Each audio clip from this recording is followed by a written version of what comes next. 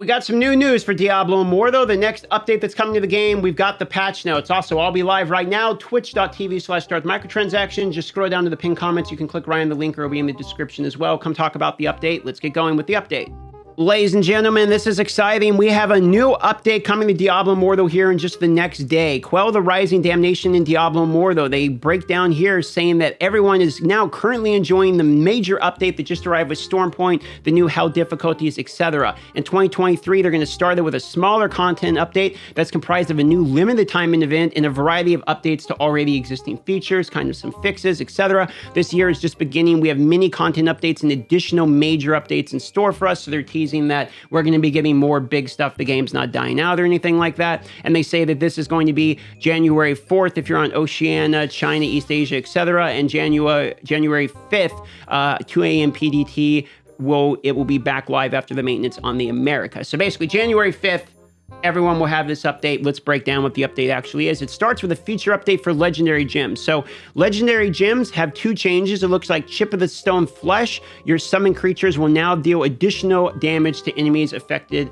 by Explosive Curse, aka buff to people that use summons and that are using Chip of the Stone Flesh. That would be your boy. I did Necromancer a whole bunch, still like Necromancer as my favorite, and obviously Chip of the Stone Flesh is a gem I use as it's considered one of the cheapest. I'm sure this is going to increase the price of Chip of the Stone Flesh in the market. Might be a good idea to pick those up now if you're interested in this. Everlasting Torment. The damage over time effects now apply to critical hits originating from your summon creatures. Another buff, specifically the more free-to-play people here using a 1-star gem that are also using a Necromancer. These are two things that you really like to see if you're a Necromancer. So that's mainly Necromancer buffs, but other people like the Monk, etc. can use some summon creatures, but namely for them.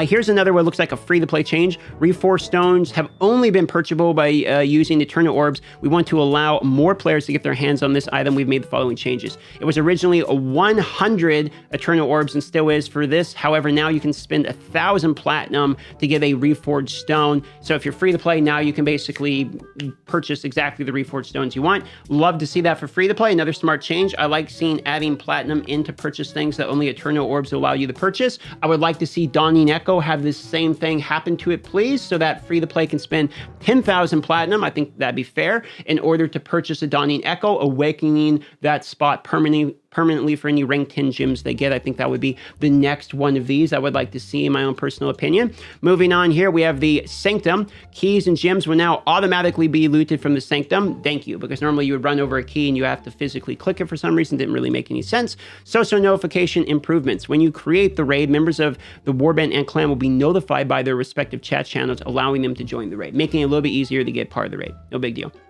Party leaders' bounties will now automatically shared with other party members unless those parties already have 4 active bounties. Okay, lovely. So this was an issue in parties before. You would join somebody and you're trying to do a bounty and it would mess all everyone's bounties up and you have to throw around the party leader to different people so you could do your bounties. This just fixes some of that social issue. I like to see most of these are smart change. In fact, all of these are good changes that should basically be happening across the board. Like I mentioned, the Reforged Stone is a nice buff to free-to-play. The Everlasting Torment's a nice buff to free-to-play. And I would like to see this same Reforged Stone change done on Awakening Echo at the same ratio. Let's go ahead and continue here. The Rising Damnation limited time event. Take a look here. Nobody is safe from the demonic temptations in Sanctuary, not even you. The omnipresent is inescapable. So basically, it's January 5th to 13th. As you complete dailies, missions, basically, the Rising task will receive various rewards. Okay, so basically, you just do things. Salvage a piece of equipment, kill monsters, etc. Get more rewards. Looks like there's another Pearl Legendary Crest, a legendary item. It's just another one of these. Log in, do the things you were already going to do, get some more rewards. Nothing too major, okay? Nothing to be super duper hyped about there. Bug fixes. Let's see if there's any new round of bug fixes going into it. December 13th bug fixes. Let's take a look here. Skipping the dungeon cutscene will now... Okay, this is from December 13th. I haven't covered these before, so we're just going to look at these ones real quick. Cutscene will skip it for the rest of the dungeon. Demon gates are only on Mondays. Auto navigation for Call of the Ancient Zone. Ancient Arena event timer has been permanently added. Fixed an issue where the command golem skill would incorrectly go on cooldown. Yes, that was actually very annoying. Warband members can now select any role. Talking about Gym will no longer prompt players. That's interesting. A visual prompt will now appear whenever a friend logs in. That's it. No major changes to the bug fixes or anything like that. There probably will be an update to the bug fixes once that update actually launches. Typically, the bug fix notes come out afterwards for whatever reason. So I would expect to see that then. With that being said, it's going to be the next couple of days for this to be out. I will be live now, twitch.tv/DarthMicrotransaction. If you make it to this webpage, this is the correct page. I'll have it in the pinned comment as well as the description. I will be live now as of the posting of this video. Come by, say hi, let's check out the news. Let's talk about Diablo Immortal together. I'll see you guys there. Love you all. See you on the next video.